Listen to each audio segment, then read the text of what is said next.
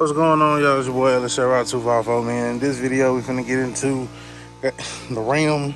Got it hiked up. Time to do a brake job. Let's go. I be looking good. I be gripping brain, nigga. I be gripping wood. Okay. Hey. My seven. I'm gripping in my seven. Okay. I'm flossing in my seven. I'm riding in my seven. Alright, so today's video, we're gonna be changing the brakes on the rim. Truck roughly has, let me see how many miles on it.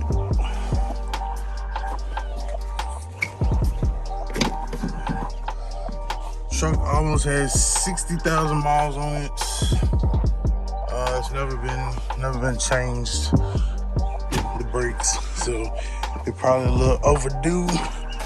That's why we're gonna go ahead and do the rotors and the pads. Part number for the rotors, as you can see, and then I decided to go with these joints from Wagner, custom disc brake pads. As you can see, got more lines in it, more whatever. These are ceramic. The truck originally came with like semi-metallic, something like that. So as you can see all this dust and stuff, so it should cut down on that brake dust and all of that. So let's get this wheel off first, and then we'll go from there. All right, so we finna go with the little, we ain't even charged all the way up, but let's see if it'll break it loose.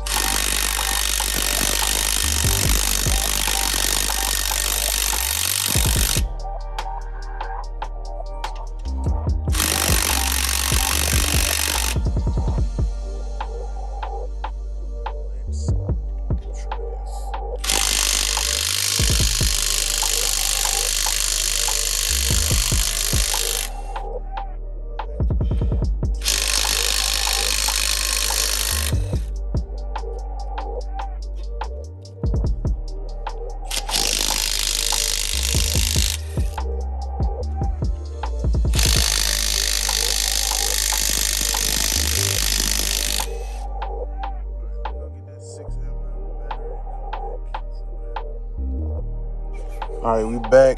6 amp hour on deck.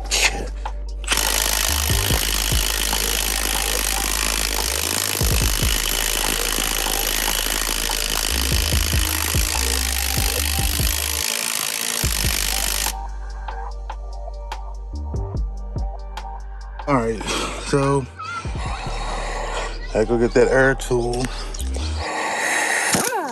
That Harbor Freight Special.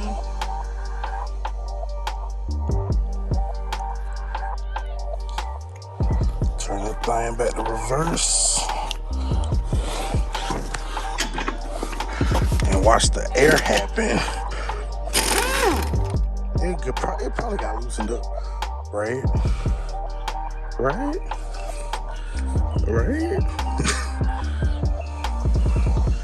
Milwaukee softened it up for it. That's what we gonna tell the people. All right, so as you can see, we got that thing busted down, bucket naked, bracket off, caliper off. Gonna go on and get this here off. I mean, it wasn't in bad shape. Kind of feel a little bit of a lip on the backside. Nothing terrible.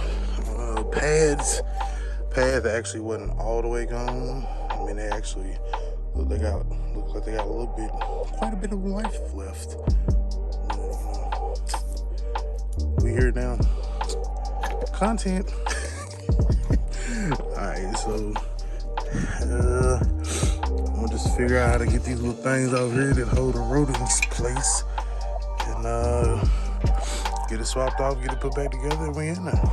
Alright, so as you can see, got the ceramic pads dressed up, got the clips on. I guess if you compare it, it wasn't much left.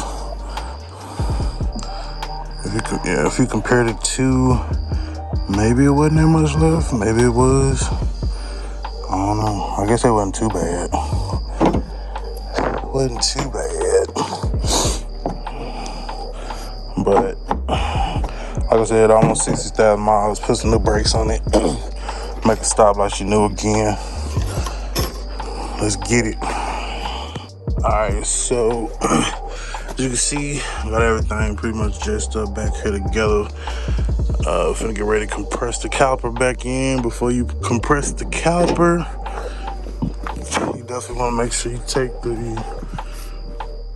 the cap off the brake fluid reservoir, so it is easier to compress. On this truck here, it just happens to be that one right there. So take it off, get it now. Yes, sir. My baby need a wash after that Dallas trip. Jesus. Bugs on bugs on bugs. So yeah, let me get this compressed in, put it back together, and move on to the other side. Alright, so as you can see, got it all back together. Good to go.